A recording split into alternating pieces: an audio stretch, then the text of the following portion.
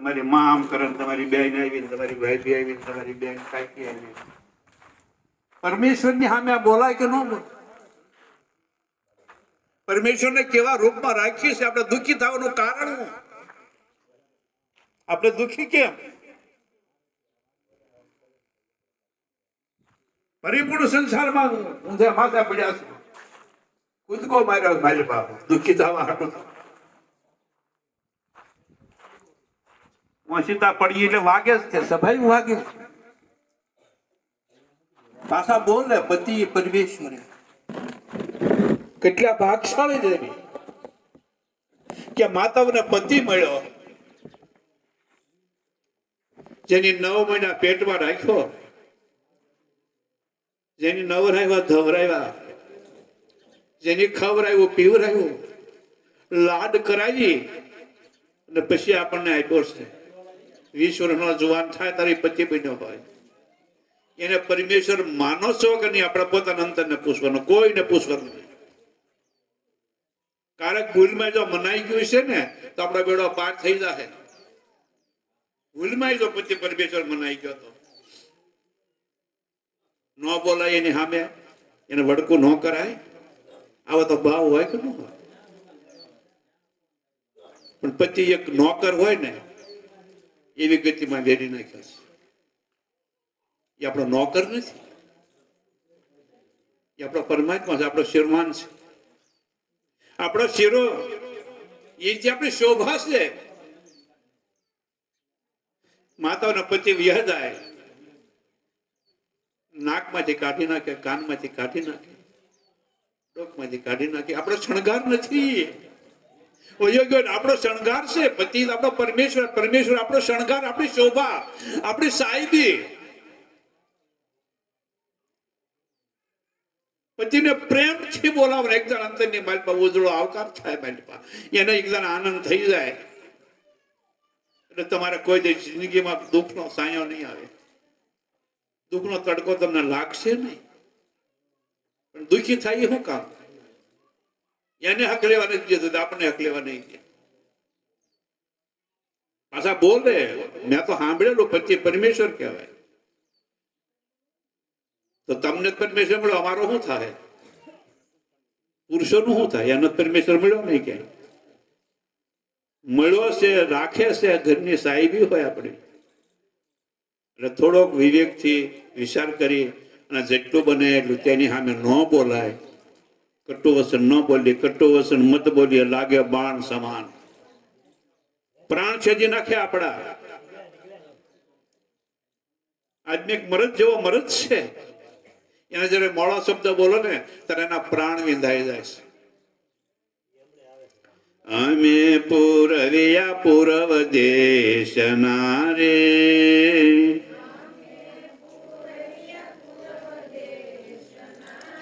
એ બોલી ન સમજે કોઈ મારી હેલી,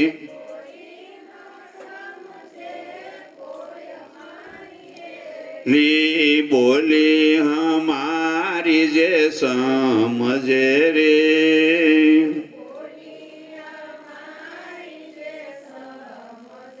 રે ઈ ઘર પૂરવ ના હોય મારી હેલી,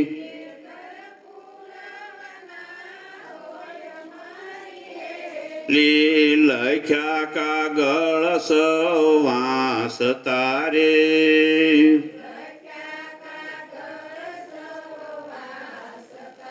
રે કોરા નો વાસે કોઈ મારી હેલી,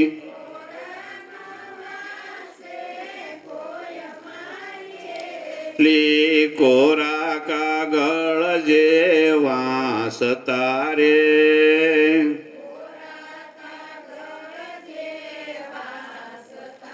રે એના ધડ પર શીશ ન હોય મારી હેલી,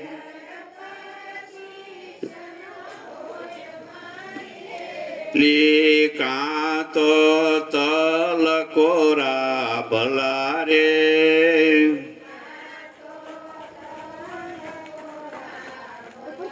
રે કાં તો કઢાવે એનું તેલ મારી હેલી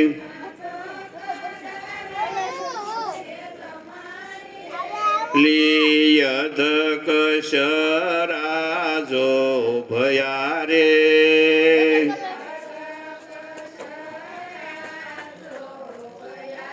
એ દોનું સે બાતલ જાય મારી હેલી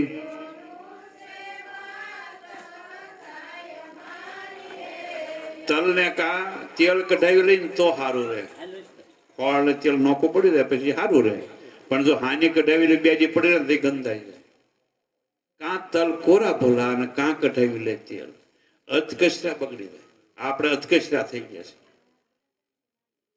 ये दोनों से बात जाए नो भक्ति ना रिया नो संसार ना रहे दोनों से बात जाए कड़वी वेली ने कड़वा પાંદડા રે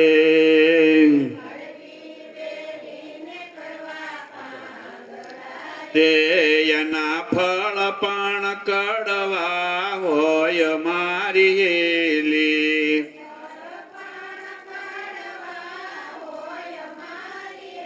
લી મીઠા થયા તબ જાણીએ રે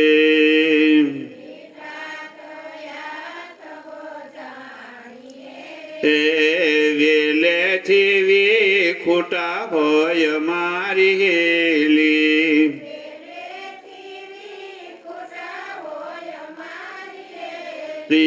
વેલેથી વિખૂટા હોય મારી હેલી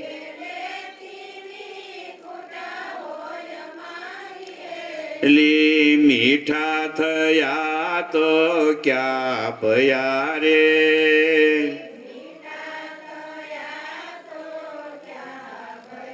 રે અંતર રય ગય વાસ મારી હેલી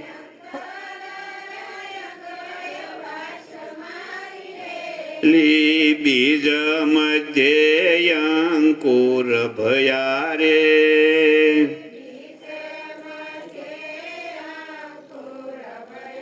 રે ફિર યુગ્યાની આશ મારી હેલી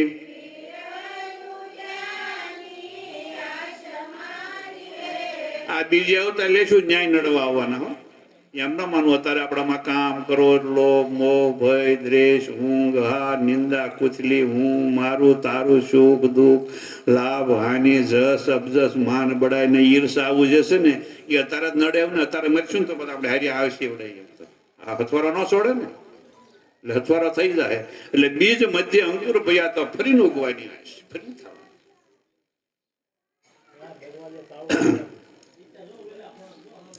બીજ મધ્યે અંકુર ભયા રે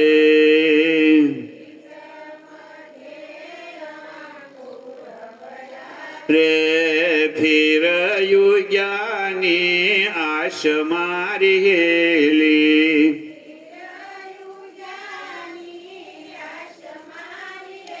લી કહે કબીર ધર્મદાસને રે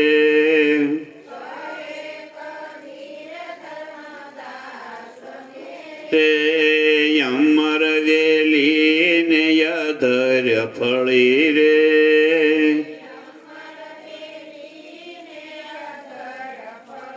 તે વણવાવી ના ફૂલ મારી હેલી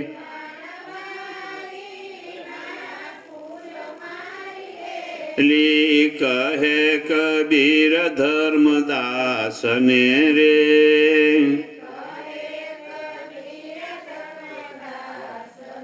રે તમે ગોતી લો એના મૂળ મારી હેલી